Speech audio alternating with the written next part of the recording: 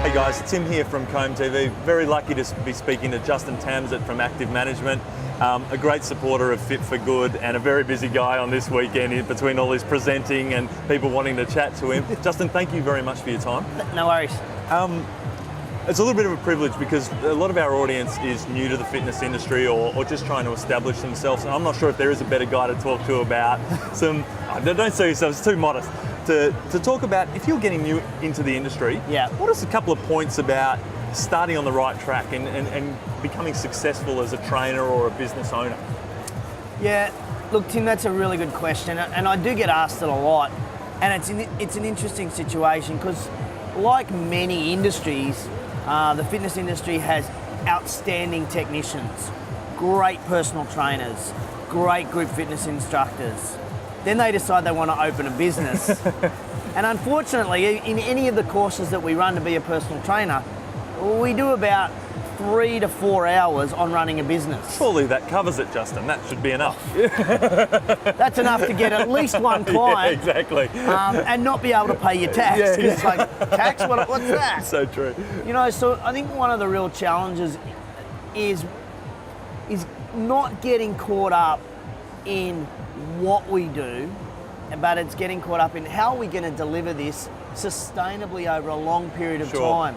We know with personal trainers, like the average length of period that they're working is somewhere between 9 to 11 months. It's a frightening stat. It's a horrible statistic. And they burn out.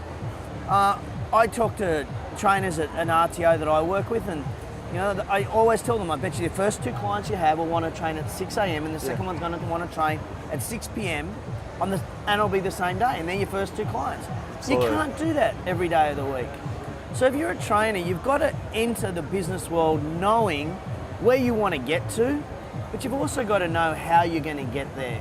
And I really believe more planning, more working on the business as opposed to in the business is a much better option. And is it fair to say, Justin, I think a lot of trainers that are out there and they've been struggling through it for a while, or small business owners particularly, they actually sometimes don't realise they've already got what it takes. They just haven't been able to unlock the mechanisms that will make it successful. It's a fine line from just the tipping point, isn't it? Well, you're so accurate, Tim, because when I'm at this point, I can just flip to here and I can increase my profitability hugely, but I'm still here. But the problem is, the Americans call it whack-a-mole.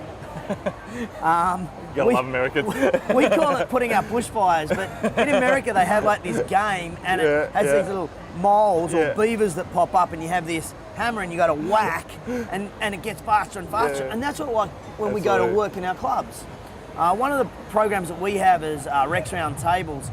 So we take health club owners out of their business for 2.5 days every 4 months, get them in a helicopter, metaphorically speaking, and they look down on their business and they can see strategically where they're heading, sales, financially. Really working on the business. Correct. We don't often do that as business owners, do we? We actually get caught up in the day-to-day running or the whacking the moles. Whacking them all.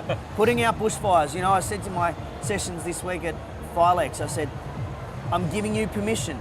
Do not go to work on Monday. Because if you go to work on Monday, you're going to have to put fires out, and you're going to forget everything you've learned over the weekend. So true. You need to stay at home from 9 till 12 and write your list of to-dos that you want to get out of this conference so that you can implement. Yeah, and so it's really focus on outcomes as soon as you get back, rather than worrying about the day-to-day. Focus on some real outcomes. Correct. And that's bad planning by us as business owners, because we go, I'm going to Filex, yay, but I'm away on Friday, so I've got to get into work early on Monday, and you're screwed. Waste of time. You're screwed. Guys, for those of you who don't know Justin's an Active Management, check out the website, because Justin, you also consult to some of the biggest gyms in the industry. You've seen a lot, you travel the world having a look at this, so Justin's got a real skill in being able to go into an organisation and really, as you say, take it from a helicopter view. Let's start to look at what we can change and actually change the profitability significantly. I guess you are 95% right. Yep. The only thing that's slightly different is I'm a coach, not a consultant. Sorry. And I think that my word. Yeah, it's your word. But that's what a lot of the industry want. They want a consultant. So what a consultant does is that they come in and they give you the answers and they say, now off you go and do it. Yeah. Here's what you need to do, steps 1 through to 6, you now do it. But what did you learn, Tim? You're right. You need to apply it, don't you? Exactly. You need someone to help you. So as a coach, my role is to facilitate your growth. You've got to find the answers. My job is to try to lead you to those answers or ask more questions so that you learn and grow as a person, but also as a business person, which makes it of greater value to you. In fact, my role as a coach is actually to make myself redundant over a period of time. Absolutely. Whereas a consultant's like, I don't want to make myself redundant, I need the money all the time. I think it's interesting, guys watching, trainers, fitness professionals, gym owners, small, medium or large, you know, we apply to our customers that you need a coach for your fitness. If you don't think you need a coach for your business, you need to sort of see why that's not lining up, because it doesn't make sense. Yeah. The last thing I wanted to speak to Justin about, because he is a really great supporter of Fit for Good. He sits on the board there. And Justin, tell me a little bit about, I mean, we've obviously, my company's got a very close affinity to the core beliefs of Fit for Good, and we're behind it. But tell me a little bit of how you see the work Fit for Good does in the community and its importance in the fitness industry. How long have we got? Yeah, I know. I know. Sorry, I've given you not long to talk. You know, it's just such an amazing charity and charitable organisation. I was really lucky enough to work with one project here in Sydney, helping Lisa design a pop-up gym, and just to see the look on people's faces, you know, it's this warm fuzzy feeling. I by trade, I'm a PE teacher. That's what I learned to be. And when I'm playing with or teaching kids how to catch, and you see the look on their face when all of a sudden they can catch a ball, it's like you get this real warm fuzzy feeling inside. And when you work in charity and you're working with these types of people in need, and then you see like the transformation in them by you just doing just such a small thing to us, small thing, massive to them. Yeah. Oh, I can't tell you how it's changed my life, and how I think I'm more empathetic, how I think I'm more caring, more humble, but also so much more grateful for what I have. I'm like, wow, this is such an amazing opportunity I have in life. There are so many people that don't have that. I'm going to get out there and help them. Excellent. And, you know, Lisa does an amazing job with her team now getting out there and doing it.